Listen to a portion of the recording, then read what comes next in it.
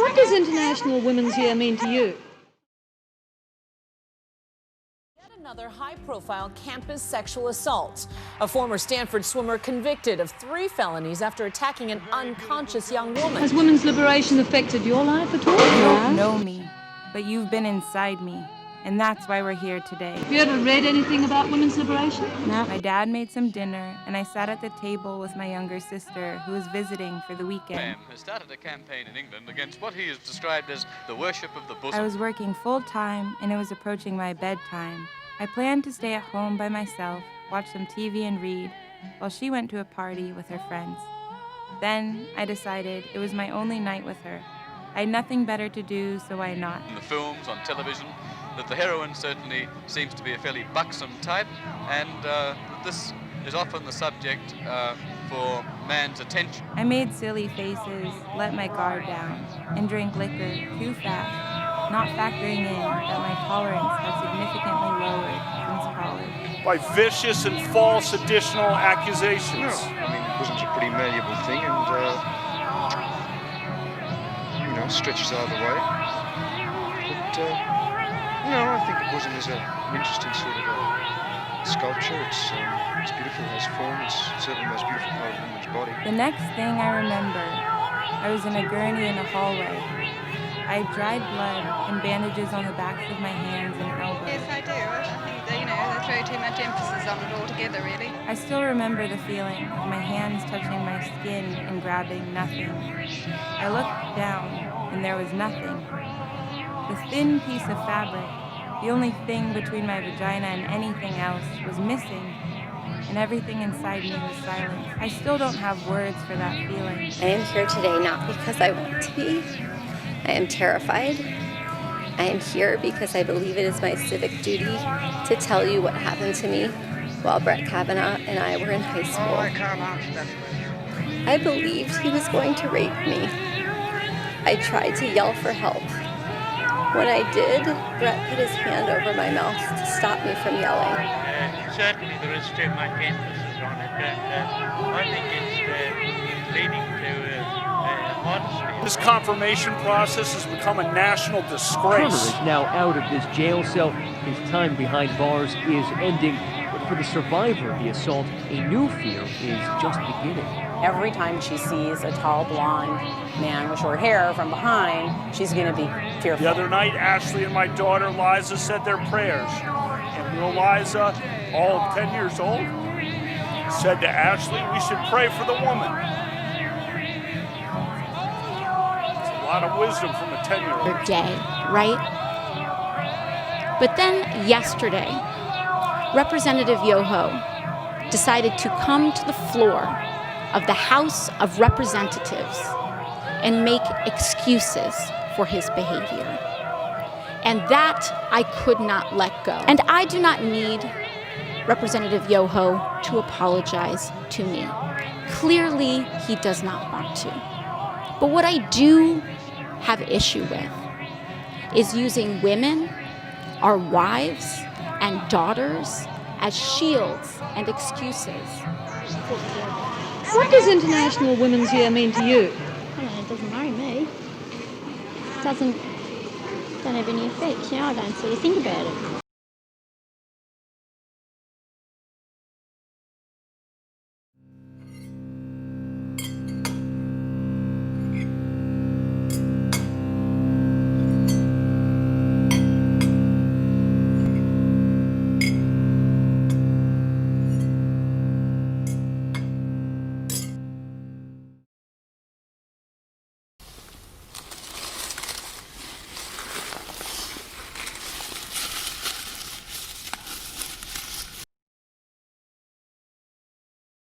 Okay, so I guess the therapist found out we were lying. I'm not really sure how, because we've been able to lie to her before, but I guess this time she caught on. Anyways, she knows we didn't like telling the truth, or at least not face to face, so she recommended we say what we need to say, or what we're thinking, or whatever I guess is relevant or irrelevant bullshit comes into our head. We can send this to her, and it'll make us less anxious when talking to her. I don't really think this is gonna help, but I guess I'm willing to try anything. Hey, sorry I missed your call. Just reading your text now. Everything okay? It sounds okay, but I know you had that thing today, so I just wanted to check in. Yeah, call me back when you get this.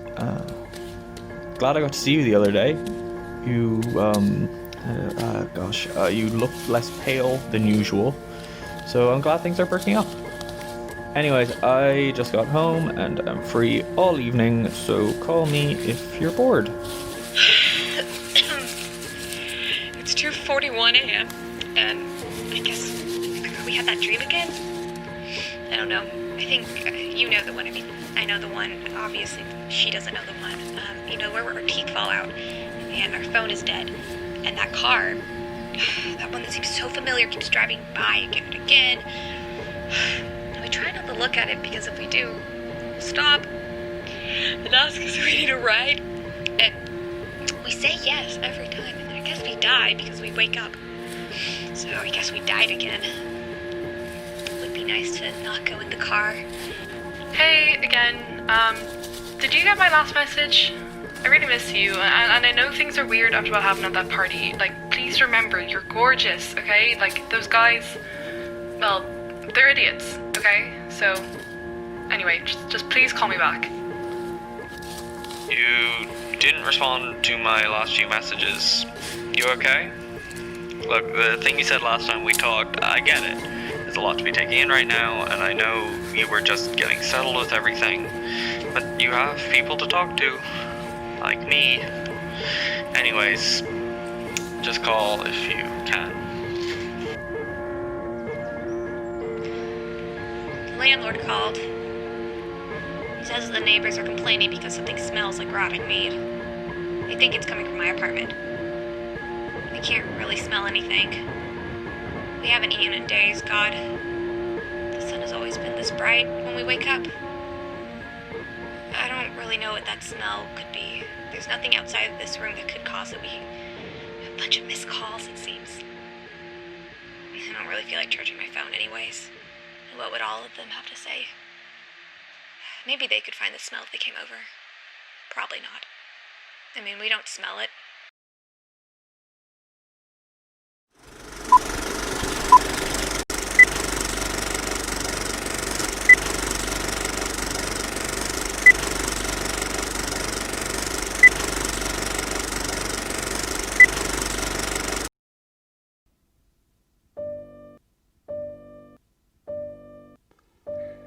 Man must be pleased, but him to please is woman's pleasure.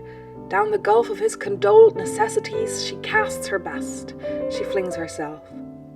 How often flings for naught and yokes her heart to an icicle whim, whose each impatient word provokes another, not from her, but him. While she, too gentle even to force his penitence by kind replies, waits by, expecting his remorse, with pardon in her pitying eyes, and if he once, by shame oppressed, a comfortable word confers, she leans and weeps against his breast, and seems to think the sin was hers. And whilst his love has any life, or any eye to see her charms, at any time she's still his wife, dearly devoted to his arms. She loves with love that cannot tire, and when, she loves alone, through passionate duty love springs higher, as grass grows taller round a stone. The woman's gentle mood overstepped withers my love, that lightly scans the rest, and does in her accept all her own faults, but none of man's. As man, I cannot judge her ill, or honour her fair station less, who, with a woman's errors, still preserves a woman's gentleness. For thus I think, if one I see who disappoints my high desire, how admirable would she be if she would know how I admire. Or felt she, though from blemish clear to charm, I call it my effect, and so my thought, with reverent fear, to err by doltish disrespect. Till Eve was brought to Adam, he, a solitary desert trod, though in the great society of nature, angels, and of God. If one slight column come to waste the ocean, 'tis the Maker's law, who deems obedience better praise than sacrifice of erring all. You loved her. but all night thinking how beautiful she was and what to do for her delight. Delight. Now, both are bound with alien laws. Be patient. Put your heart to weep if you will, but not despair. The trust that naught goes wrong by rule should ease this load the many bear. Love! There's heaven shall meet his dues, though here unmatched or matched amiss. Meanwhile, the gentle cannot choose but learn to love the lips that kiss. Ne'er heard the holy sister's ear with Rachel's beauty secret be the lofty minds whose lonely tears protest against mortality.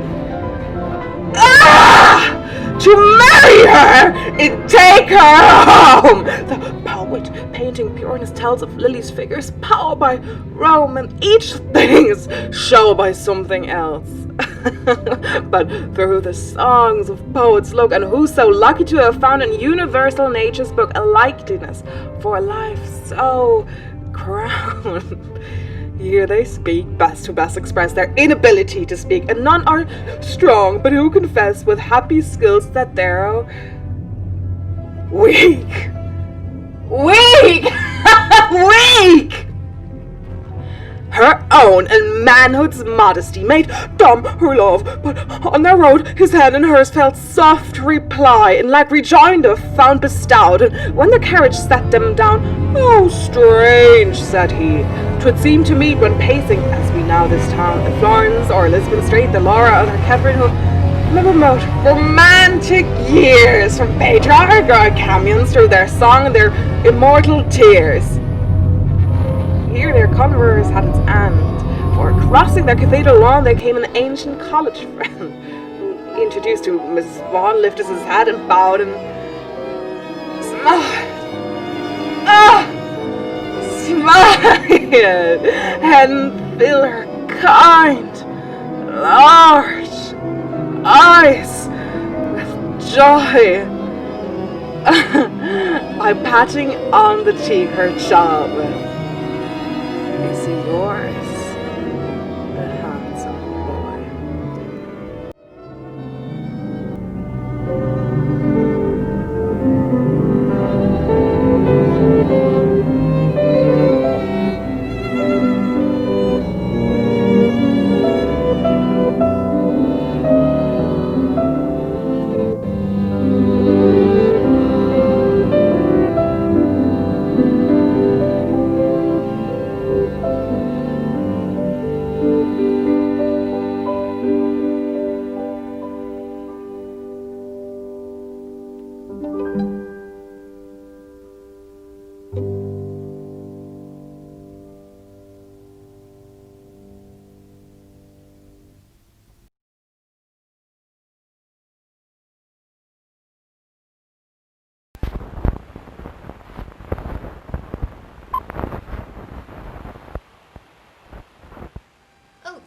Hi, yeah, I'm here.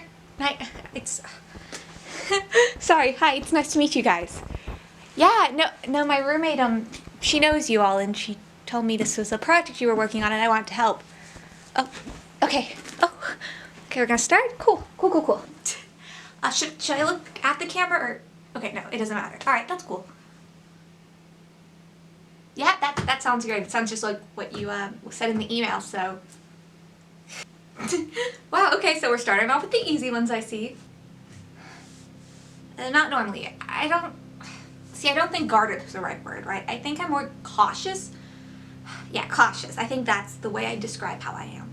I mean, I think everyone is just a little bit. It's natural, you know, you don't want to get hurt. Oh, no one's gonna hurt me. I mean, I hope not, you know? But you have to be safe. That's all I'm saying. Yeah, safety's the most important thing. I don't know. I trust my friends. I love them. That's why I'm cautious. You can't just be letting everyone into your life, you know? You gotta make sure you choose the right people. You know how it is? You don't wanna make a friend and it turns out they're not really your friend. I don't know. I mean, you know them just by when you look at them or by being with them for a while. You know who the wrong people are. Well, I do now, but I mean, that's why I have to be cautious, because I didn't used to. Now I do. And if I don't immediately, those kind of people always reveal themselves to you, you know? People can't hide forever. Can't hide who they really are. But it's just about catching them before they hurt you, you know? I'm sorry, I keep noticing I say you know when I get nervous.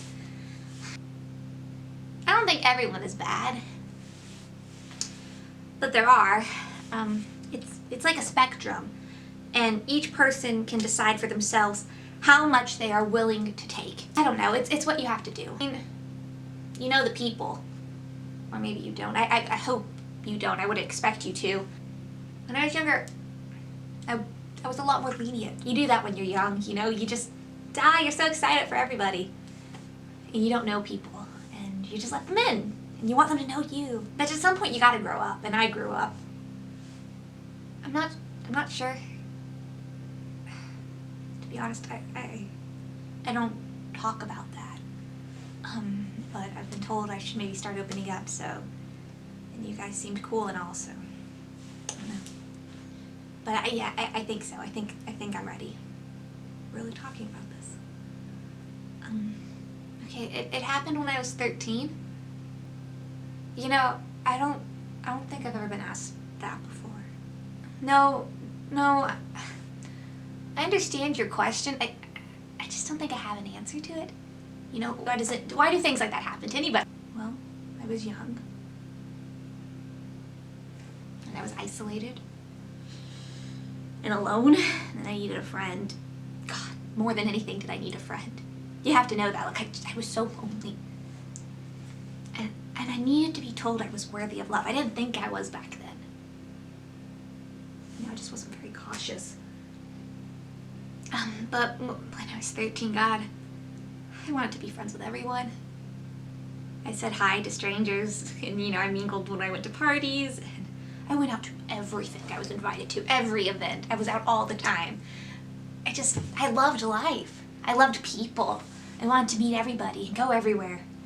It was just, I was a different person. But they don't tell you the price for all of that. I don't think you can live that way forever and not get some sort of retribution. Well, I'm pretty sure you know what happened based on the ad you put out. I mean, that's why I'm here. It's the whole point of this project, right? I don't think I really like to focus on the details. Not anymore, at least. They're a little blurry anyways. What I can say is that it happened and I grew up. I grew up fast, and I learned who to trust and who not to trust, and when to let sleeping dogs lie. Of course I am, yeah. Look, a lot of my friends, specifically from that time, have just a difference of opinion on what happened. You know, they're not bad people. It just, God, we were kids, okay? We were just kids, and they don't know anything. It's just, life is so much more complicated than they could ever tell you, you know? Like, it's just more complicated than it is on TV or in books or movies. And most of them, they didn't know what was going on. I didn't say anything to anybody ever, and unless you were looking really, really hard. Look, I just don't blame them. It's just kind of exhausting, having to drag all of that back up. I read these books or I listen to these talks about women able to make it empowering or inspirational, or at least comforting. But I just can't seem to do that. God, I wish I could. And every time, you know, I think about it, we try to explain it, I just feel like I'm 13 again. And it's happening all over. And I get these nightmares. They don't tell you about the nightmares. No one ever talks about them. But there they are. There he is. And depending on where I am in my life, he's there telling everyone how crazy I am. Isolating me all over again. The funny part is, they all believe him. All over again. It's just me alone. I just don't want him to have power over me anymore. And I just don't want that to happen again. I don't think I could live through it a second time. I've been thinking about that a lot, you know. That's why I agreed to do this, you know, to try and see if talking about it in this kind of neutral setting, if that could be cathartic. No. Not really. Can I tell you something? It's gonna be hard to admit, but sometimes, when I'm in a bad place, I think about trying to find him. You know, to reach out. It's delusional, it's completely delusional. And I tried to call it closure, but that's not what it is. It's not even what I want. You know what I want? I just want to know why. You know, I just want an answer. I think I deserve an answer. It's been 7 years, I think I deserve an answer. I don't know, I want to know what he's doing. I want to hear him admit that he's learned, or he's changed, or something. I don't know why. I think it's maybe the sick want. This want to know if he thinks about me the way I think about him. Am I in his nightmares ever? Do I haunt him like a ghost? Do I cross his mind ever? Am I just the sick little secret he keeps in the back of his head, hidden away in his memory? A moment to him. And I know I'm not. I think that's what hurts the most, to be honest. I get tormented by him every night. He never thinks about me. Do you know what that's like? He redefined my entire life. And the way I interact with people. And the way I love. And I'm not even a paragraph in the story of his life. Do you know what that does to a person? It kind of tears you apart. It destroys you a little bit each day. Just bites away at you. Because he gets to have so much power over you and he doesn't even know it. He doesn't fucking care. Every time you stay inside of going out, he wins. Every time you turn down a date with a beautiful boy, he wins.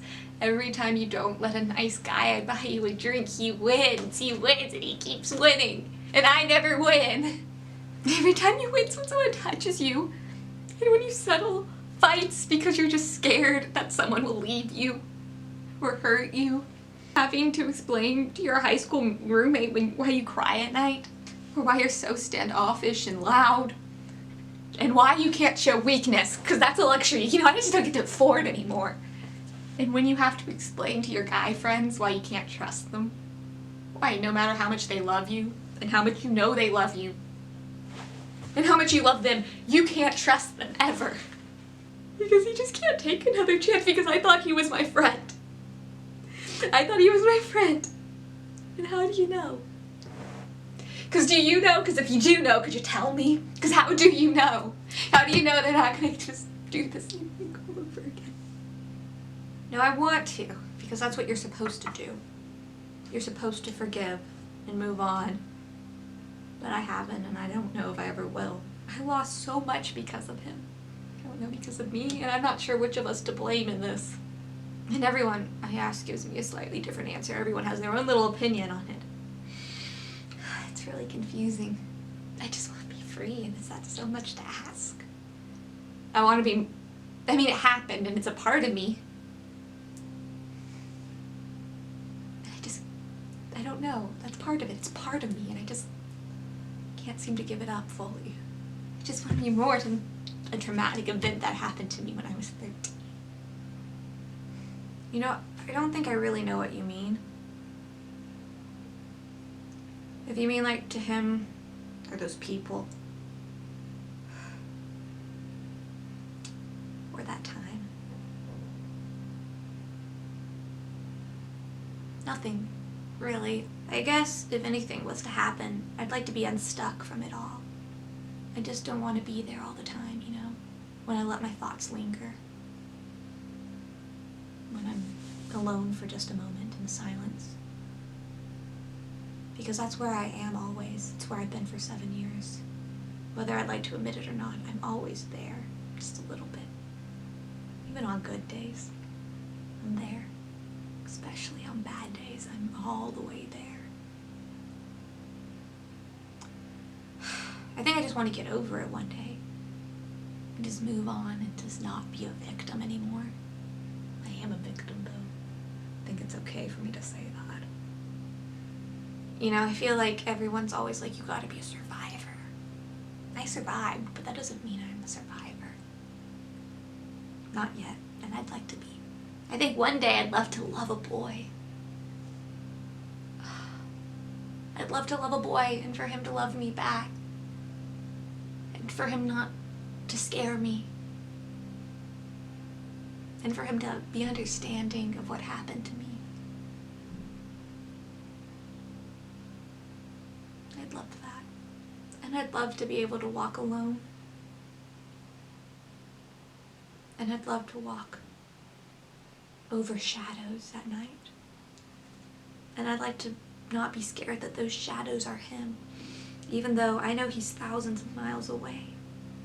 I'd like my friends to believe me, especially the friends from them. I'd love for them just to believe me.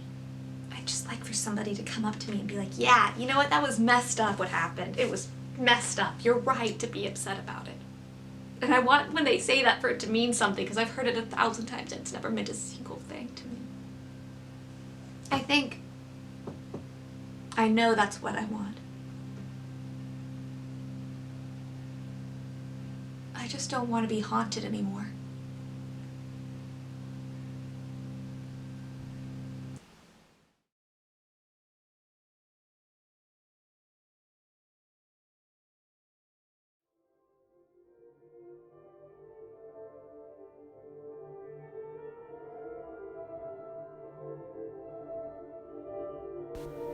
When the Himalayan peasant meets the he-bear in his pride, he shouts to scare the monster, who will often turn aside. But the she-bear thus accosted rends the peasant tooth and nail, for the female of the species is more deadly than the male. When Nag the basking cobra hears the careless foot of man, he will sometimes wriggle sideways and avoid it if he can. But his mate makes no such motion where she camps beside the trail, for the female of the species is more deadly than the male. Man's timid heart is bursting with the things he must not say, for the woman that God gave him isn't his to give away. But when hunter meets with husbands, each confirms the other's tale. The female of the species is more deadly than the male. Fear or foolishness impels him ere he lay the wicked low, to concede some form of trial even to his fiercest foe. Mirth obscene diverts his anger, doubt and pity oft perplex him in dealing with an issue, to the scandal of the sex. But the woman that God gave him, every fibre of her frame proves her launched for one sole issue, armed and engined for the same. And to serve that single issue, lest the generations fail, the female of the species must be deadlier than the male. She can bring no more to living than the powers that make her great, as the mother of the infant and the mistress of the mate. And when babe and man are lacking, and she strides unchained to claim her right as femme and baron, her equipment is the same. She is wedded to convictions, in default of grosser ties. Her contentions are her children, heaven help him who denies. He will meet no suave discussion, but the instant, white-hot, wild, wakened female of the species warring as for spouse and child. So, it comes that man, the coward, when he gathers to confer with his fellow braves in council, dare not leave a place for her, where, at war with life and conscience, he uplifts his erring hands to some god of abstract justice, which no woman understands. And man knows it, knows moreover that the woman that God gave him must command, but may not govern, shall enthrall, but not enslave him. And she knows, because she warns him, and her instincts never fail, that the female of her species is more deadly than the male.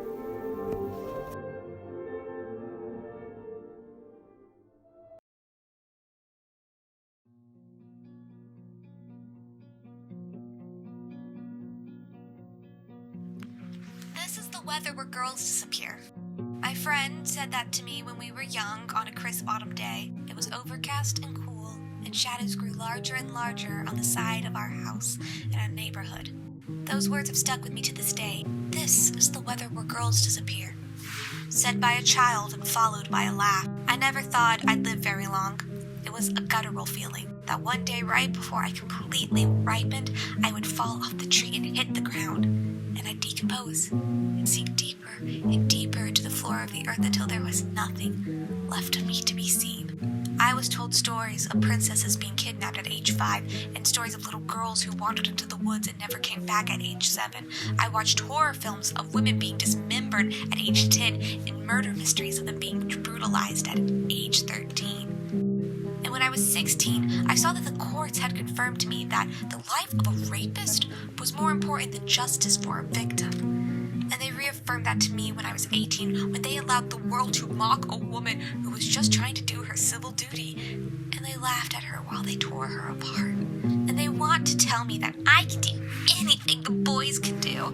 And I can code, and I can run a marathon, and I can do real big boy business if I shut up and swallow it. And if I let them choke me and silence me and convince me that I'm the one who needs to change. And when they weaponize my emotions against me, I just have to take it. But we can't do all that they can do. I'm scared to walk at night, and after the clock turns back an hour, I am kept in my house for even longer as the sun falls sooner, and I pray for spring again. And I think I finally understand that myth. You know, the one about the goddess stuck underground because she signed a deal no one told her the rules of? When she non-consensually gave away half of her life. And then they turn that around and tell me that's what romance is. I didn't grow up knowing I had signed my life away the day I was born. And my dad got a little more scared because there's just something precarious about raising a girl. So I can't walk at night. And I can't talk too loud to the wrong person, and I can't make friends and not be scared that he won't turn against me, and I can't trust freely and run wherever that little girl in my soul wants to be. And something about that suffix woman makes everything more dangerous. Take the most vulnerable groups and add woman, and you make them even more in danger than they've ever been. Black women, queer women, Aboriginal women, homeless women, disabled women, trans women, underage women. And something about woman takes away a person's right to safety, and something about being a woman makes your life a little more precarious and a little less precious. So this is how I learned to eat myself. By carving away that little fleshy bits of vulnerability that make me easy prey and swallowing them again and again, more rancid with each bite, forcing them to become useful for me.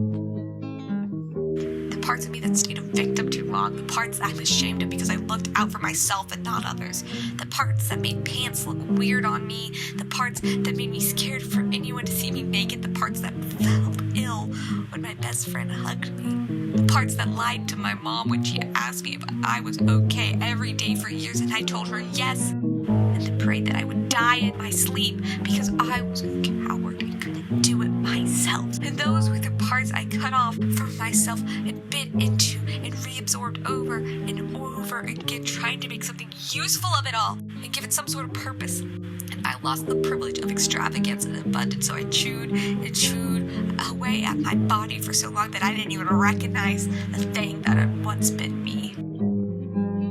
I guess I'll say I'm doing better now, whatever that means. As better as one can be in a world where you walk the tightrope of brutalized beauty queen. I think I realized that self-pity wasn't going to save me, so I tried to save others, or at least lend them a hand to hold their drinks at parties or a place to stay. And I walk with them to the taxi line at night, and I give them a standing ovation at every opportunity when they make it through another day.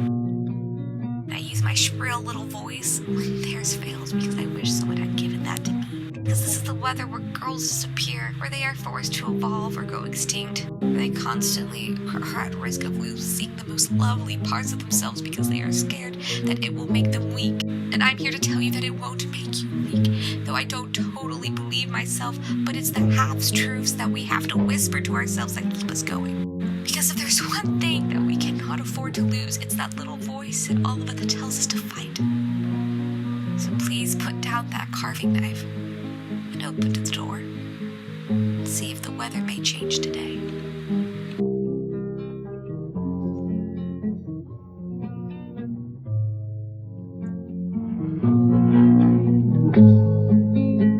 you.